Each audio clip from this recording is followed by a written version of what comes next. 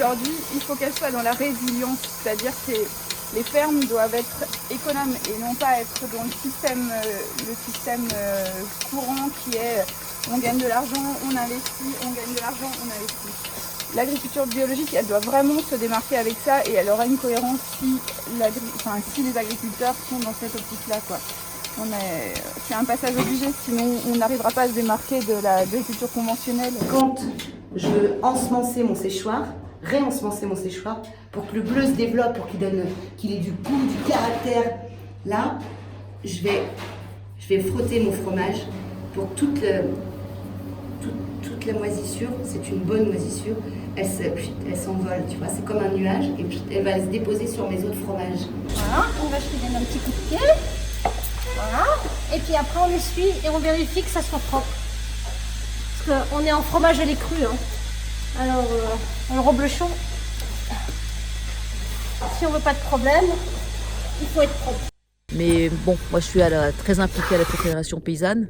Du coup, j'ai souvent pas mal de travail. Il y a beaucoup de mails, beaucoup de choses à écrire, à répondre, à réfléchir. Donc je fais souvent une petite partie le matin, après jusqu'à la nuit. Là, je finis, alors pas la frontale, mais presque. Si les abeilles disparaissent, c'est que les autres insectes sauvages disparaissent aussi. Et donc, les insectes sauvages, ils remplaceront pas les abeilles. Tout ce qui est pollinisé, tous les fruits, une partie des légumes, il nous restera les patates, les salades, les céréales. J'ai fait 1 an de BPREA agricole, qui m'a appris beaucoup de choses, mais quand même pas vraiment, je dirais, c'était très théorique. Hein. Par exemple, je pense en 1 an, j'avais vu une vache et j'avais conduit 5 minutes un tracteur.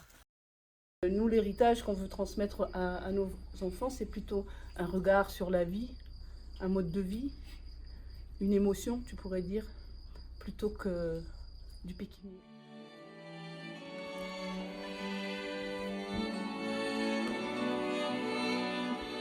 Je ne me voyais pas m'installer pas en bio.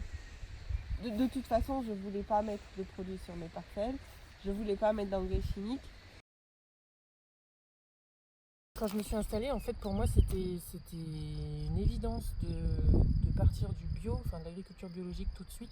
Travailler avec les insectes auxiliaires, travailler avec des produits, par exemple du purin d'ortie. Quand j'ai fait ma conversion bio, je vais dire que j'ai été un petit peu montrée du doigt. Je l'étais déjà parce que j'étais une femme exploitante.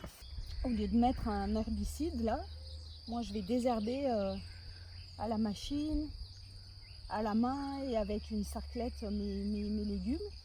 Et je ne vais pas mettre d'herbicide. Je mettrai de l'herbicide en, je sais pas moi, en 1 demi-heure ça serait fait. Là il va me falloir 2 semaines de boulot pour désherber mon jardin. Et en plus je paye pour ça. C'est fou, hein. Je paye pas l'herbicide par contre, c'est l'avantage. Les veaux en bâtiment, ça m'intéressait pas.